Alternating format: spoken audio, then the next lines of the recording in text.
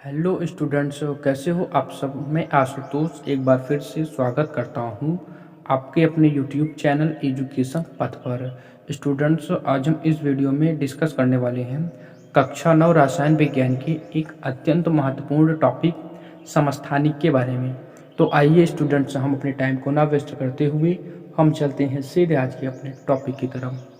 देखो स्टूडेंट्स, आज हम इस वीडियो में समझेंगे समस्थानिक क्या है, समस्थानिक के उदाहरण और समस्थानिकों की विशेषताओं के बारे में। तो आइए स्टूडेंट्स, हम अपने टाइम को ना वेस्ट करते हुए चलते हैं सीधे आज के अपने टॉपिक की तरफ। देखो स्टूडेंट्स, समस्थानिक क्या है इसको हम समझते हैं। डाल्टन के सिद्धांत के अनुसार, ठीक है ना, एक आपके साइंटिस्ट थे डाल्टन, ठीक है ना। तो डाल्टन के सिद्धांत के अनुसार एक ही तत्व के परमाणु पूर्ण रूप से समान हैं, एक ही तत्व के परमाणु पूर्ण रूप से समान हैं, किंतु यह कथन सत्य नहीं है।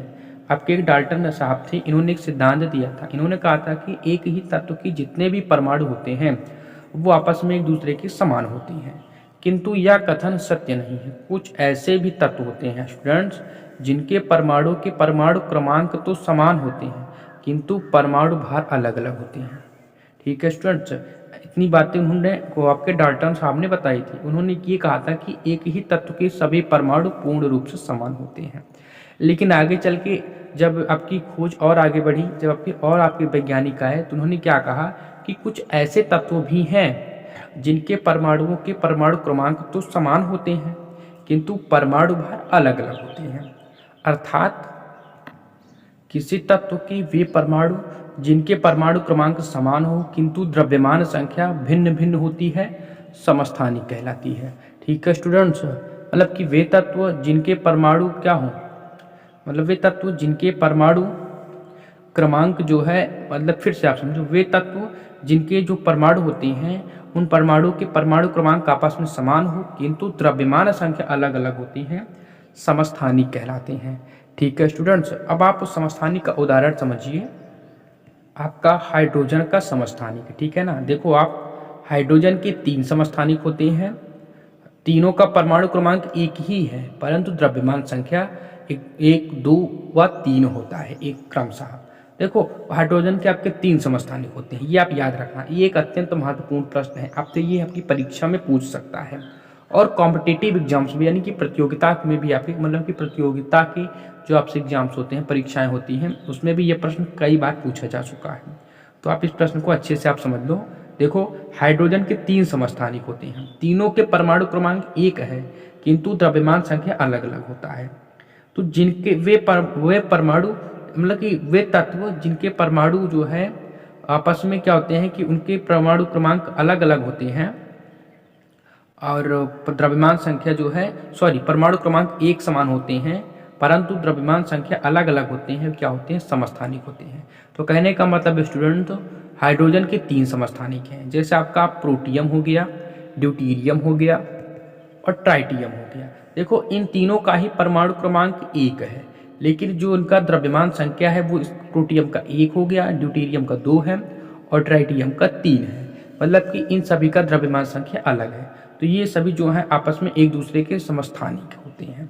ठीक है स्टूडेंट्स, आगे एक और उदाहरण आप समझिए, क्लोरीन के समस्थानिक। जैसे आपका क्लोरीन है, क्लोरीन का स्टूडेंट 2 समस्थानिक होते हैं, इनके परमाणु क्रमांक 17 है। जो आपके क्लोरीन के 2 समस्थानिक होते हैं उनके परमाणु क्रमांक 17 ही होते हैं, किंतु द्रव्यमान संख्या एक का 35 होता है और एक का 37 होता है। तो वहीं आपका जो हाइड्रोजन था उसके 3 समस्थानिक थे, एक ड्यूटीरियम, एक प्रोटियम और एक ट्राइटियम। ठीक है ना, तीनों में क्या थे, एक दूसरे के परमाणु क्रमांक समान है लेकिन द्रव्यमान संख्या अलग अलग होती है। वहीं जो आपका क्लोरीन है इसके 2 समस्थानिक होते हैं, एक का परमाणु क्रमांक, मतलब कि दोनों का परमाणु क्रमांक 17 और लेकिन एक का द्रव्यमान संख्या 35 होता है और एक का द्रव्यमान संख्या 37 होता है, मतलब कि द्रव्यमान संख्या अलग अलग होता है। तो आई होप स्टूडेंट्स आपको इतनी बात समझ में आ गई होगी। अब आप देखो समस्थानिकों की विशेषताओं के बारे में, यानी कि कैरेक्टरिस्टिक्स ऑफ आइसोटोप्स को। अब आप देखो स्टूडेंट्स, इसमें आपका पहला पॉइंट दिया गया है, समस्थानिकों के परमाणु क्रमांक समान होते हैं। जबकि समस्थानिक होते हैं इनके परमाणु क्रमांक समान होते हैं, किंतु परमाणु द्रव्यमान संख्या जो होता है, इनकी परमाणुओं का द्रव्यमान संख्या वो अलग अलग होता है।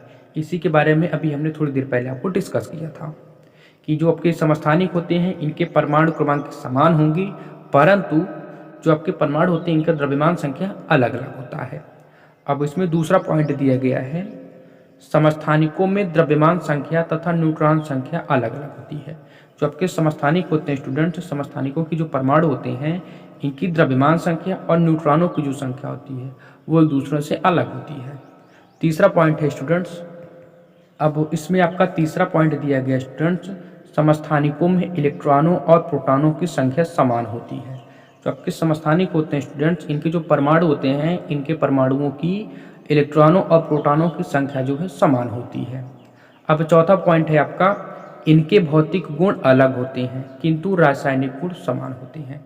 जो आपके समस्थानिक होते हैं स्टूडेंट्स, इनके जो परमाणु होते हैं इन परमाणुओं के भौतिक गुण आपस में अलग अलग होते हैं किंतु जो रासायनिक गुण है वो समान होते हैं।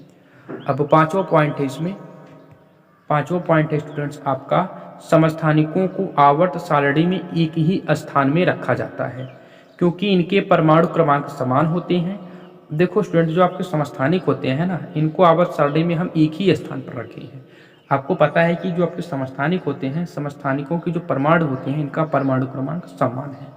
मतलब कि आधुनिक आवर्त सारणी में तत्वों को उनके परमाणु क्रमांक के बढ़ते क्रम में रखा गया है, ये आपको पता है। ठीक है स्टूडेंट, तो यहाँ पे यानी कि आप कह सकते हो कि जो परमाणु क्रमांक है इनका समान होता है, तो इसलिए हम आवर्त सारणी में एक ही जगह पे रखे हैं इनको। तो आई होप स्टूडेंट्स, मैं अब उम्मीद करता हूँ कि आपको समस्थानिक क्या है, समस्थानिक के उदाहरण और समस्थानिकों की विशेषताएं, ये सभी आपको अच्छे से समझ में आ गई होगी। अब स्टूडेंट्स, अगर आपको हमारी वीडियो पसंद आई है, अगर आपको हमारी वीडियो से समझ में आया है, तो आप हमारी वीडियो को लाइक करें और हमारे यूट्यूब चैनल एजुकेशन पथ को भी सब्सक्राइब करें और वीडियो को अपने दोस्तों के साथ ज़्यादा से ज़्यादा शेयर करें ताकि वो भी इस वीडियो को देख के अपनी पढ़ाई को ईजी और कंटिन्यू कर सकें। तो तब तक के लिए बाय स्टूडेंट्स, मिलते हैं नेक्स्ट वीडियो में ऐसे ही एक नए अत्यंत महत्वपूर्ण टॉपिक के साथ।